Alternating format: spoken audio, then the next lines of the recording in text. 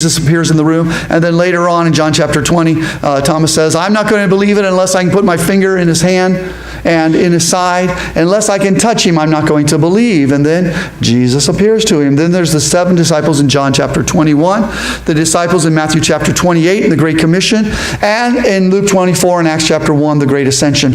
All of these are examples of his appearance. I want to talk with you a little bit about what these appearances are and what they mean. First of all, I want you to notice down here in the lower left-hand corner, he appears to Mary. When he appeared to Mary, Mary did not recognize him. She did not know who he was. He was able to communicate with her because he knew her intimately, and he knew what she knew, and by his voice, Mary, that's him. That's him. That's Jesus. And she recognized him. And then she goes to hug him. And then the rest of it goes on. But the first one, there was an intimate knowledge that was there, and she recognized him by his voice. The second one, on the road to Emmaus, they spent probably hours walking on this road as they came to the city. And on the way, he is opening up the scriptures and telling them about that. He gave them information that only the Messiah would be able to know as he relates it to who he is and what's he doing. And they were with him for a long period of time. We're not talking about a ghost here. Remember the story of Thomas. Thomas said, people don't come back from the grave. You guys are crazy. We need to just forget this thing. It's over with. It's done. And the disciples said, come and see. Come and see. So next Sunday he was there for church. And Jesus appears. And Jesus says, come here, Thomas. Come here. Put your finger in my hand and your hand in my side. Come and see that I know you know who I am. And Thomas falls down and says, my Lord and my God. Oh, majesty. Worship his majesty. You don't do that with ghosts or apparitions. You can't do that with hypnosis or everybody going crazy. That's not possible. But here we have the story in John chapter 21 of Thomas coming and actually touching Jesus. Later on in the Gospel of John, we have this story here of Jesus on the shore, and they're out fishing, and Jesus says, put your net down the other side. They put their net down. They fished all night, and they didn't catch any fish. Jesus says, put your nets down on the other side. They put their net down. They peel on so many fish that it starts to sink the boat. And Jesus calls them over, and they have breakfast together. I think it was probably fish and hush puppies, because it says bread and fish. So they come over and they eat with him. Spirits don't do that. People do that. His appearances.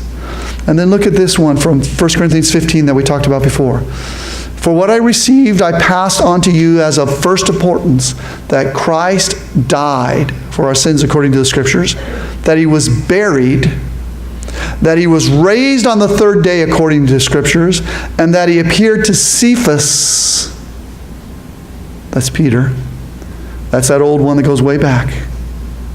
Why didn't he appear to the girls first, the ladies first? Why doesn't he mention that? For the reasons I told you. Because he's making a case here. He doesn't say he appeared first to Cephas, although some versions may have that. And then he says he appeared to the 12. I want you to notice that at the time this was written, Peter was alive, as well as were the 12. So he talks about eyewitnesses who can verify, and you can go talk to them. Going on, it says, after that he appeared to more than 500 of the brothers and sisters at the same time, most of all who are still living. Now, the complaint is here that Paul says that in 1 Corinthians 15 that he appeared to 500. Where did he appear to 500? How come nobody else talks about that? That's the only time that it appears. Yeah, it's the only time that it appears, but just because it's the only time does not invalidate it. Could Jesus have appeared to 500? Well, of course he could. He fed 5,000, and that was just the men on the side with the loaves and the fishes. Could he have appeared to 500? Oh no, guess what? When Jesus gave the Great Commission, where was he? On a hill, on a mountain? Maybe something, the same place as he did the Sermon on the Mount. Could 500 of people have been there? Yes. But what I think is most amazing about this is what he says next. He appeared to more than 500 of the brothers and sisters. This time he adds the girls, and all the other accounts it says of 5,000 men or whatever it was. But look what he says next. At the same time, most of whom are still living, though some have fallen asleep. What does that say? That says that he has personal knowledge about these people.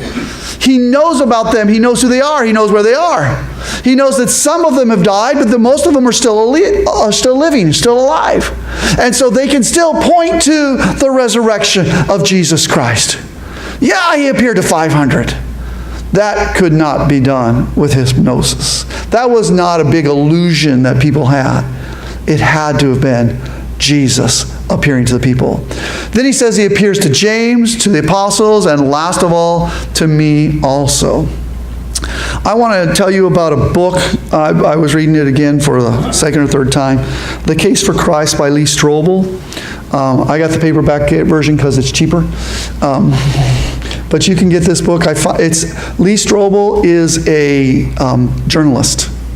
He does a lot of court cases and things like this, and he goes into those court cases and analyzes how things happen.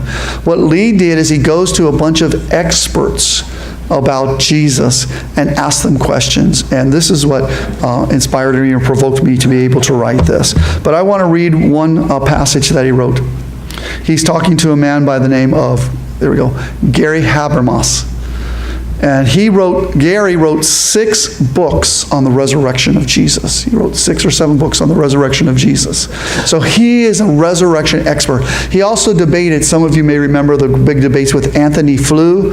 He also debated Anthony Flew and just wiped him out. The judges said, I hadn't thought about it before, but the way that Flew presented his evidence and the way Habermas did, I've got to start looking again at the resurrection. This is what Gary Habermas says. The earliest Christians didn't just endorse Jesus' teachings. They were convinced they had seen him alive after his crucifixion. And that's what changed their lives and started the church. You see, we can talk about the crucifixion, we can talk about his teachings, but until we see Jesus alive from the resurrection, our lives won't be changed. Well, that's what changes lives and started the church. Gary Habermas, that's his picture there. He's getting to be a little old now, but I was so impressed with his story, I want to read a small section that is in this book that Gary Habermas says. Towards the end of the interview with him, he says, this is Lee Strobel speaking, before I left Habermas' office, however, I had one more question. Frankly, I hesitated to ask it because it was a bit too predictable, and I thought I'd get an answer that was a little too pat. The question concerned the importance of the resurrection. I figured if I asked Habermas about that, he'd give the standard reply about it being at the center of the Christian doctrine, the axis around which Christianity, and the Christians and their faith turned. And I was right. He did give a stock answer like that. But what surprised me was that this wasn't all he said. The nuts and bolts scholar, this burly and straight shooting debater, this combat-ready defender of the faith, allowed me to peer into his soul as he gave an answer that grew out of the deepest valley of despair he had ever walked through. Habermas rubbed his graying beard. The quick-fire cadence of the debater's edge to his voice was gone. No more quoting of scholars, no more citing of scripture, no more building a case. I had asked about the importance of the resurrection, and Habermas decided to take a risk by hearkening back to 1995 when his wife, Debbie, slowly died of stomach cancer. Caught off guard by the tenderness of the moment, all I could do was listen.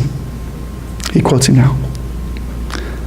I sat on our porch. He began, looking off to the side at nothing in particular. He sighed deeply and then went on. My wife was upstairs dying. Except for a few weeks, she was home through it all. It was an awful time. This was the worst thing that could possibly happen. He turned and he looked straight at me. Not just one, or He turned and looked straight at me. But do you know what was amazing? My students would call me, not just one, but several of them, and they would say, at a time like this, aren't you glad about the resurrection? As sober as these circumstances were, I had to smile for two reasons. First, my students were trying to cheer me up with my own teaching. And secondly, it worked. As I would sit there, I'd picture Job, who went through all that terrible stuff and asked questions of God.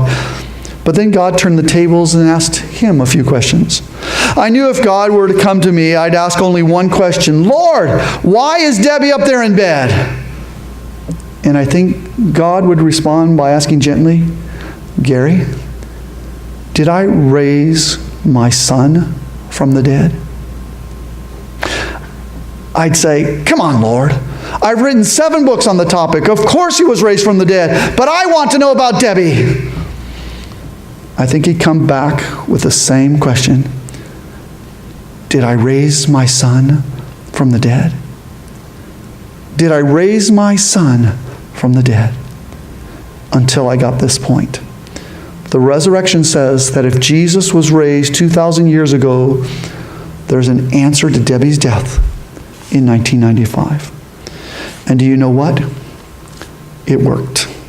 It worked for me while I was sitting on the porch, and it still works today.